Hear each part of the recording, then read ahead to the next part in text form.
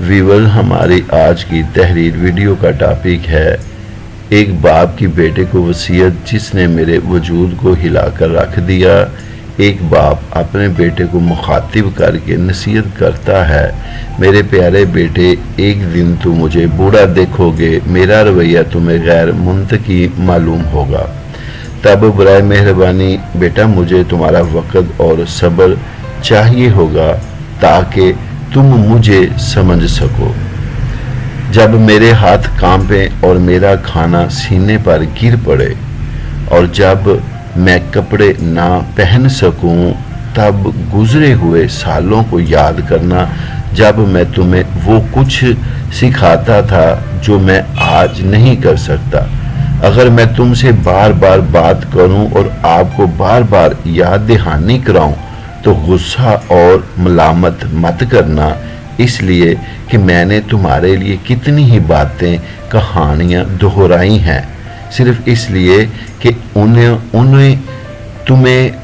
نے تمہیں خوش کیا اور تم نے ہمیشہ بار بار مجھ سے پوچھا جب کہ تم چھوٹے تھے، معذرت، اب مجھے رکاوٹ نہ ڈالنا۔ اگر میں اب خوبصورت نہیں ہوں یا مجھ سے تمہیں مہک نہیں آتی تو مجھ پر الزام مت عائد کرنا، اور یاد رکھنا جب میں جوان تھا تو میں نے آپ کو خوبصورت اور خوشبودار بنانے کی بہت کوششیں کی۔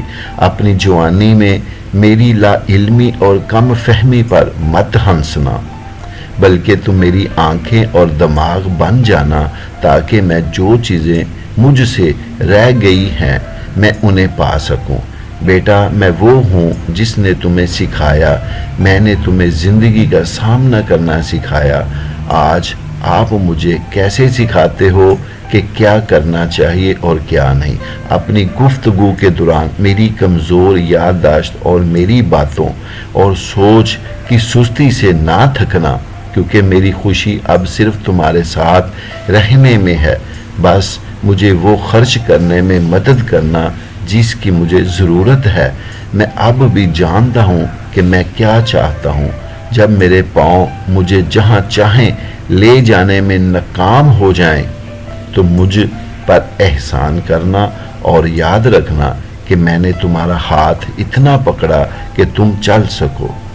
آج میرا ہاتھ پکڑتے ہوئے کبھی شرمانا مت، کل تم کسی کا ہاتھ پکڑو گے۔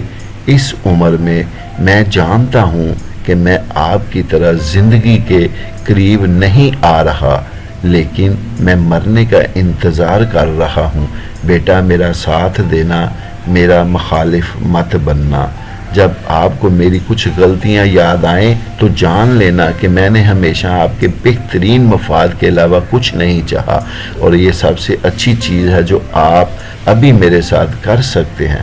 میری لرزشوں کو معاف کرنے کے لیے اور میری خطاؤں پر پردہ ڈالنے کے لیے خدا تمہیں معاف کرے اور تمہیں چھوڑ دے۔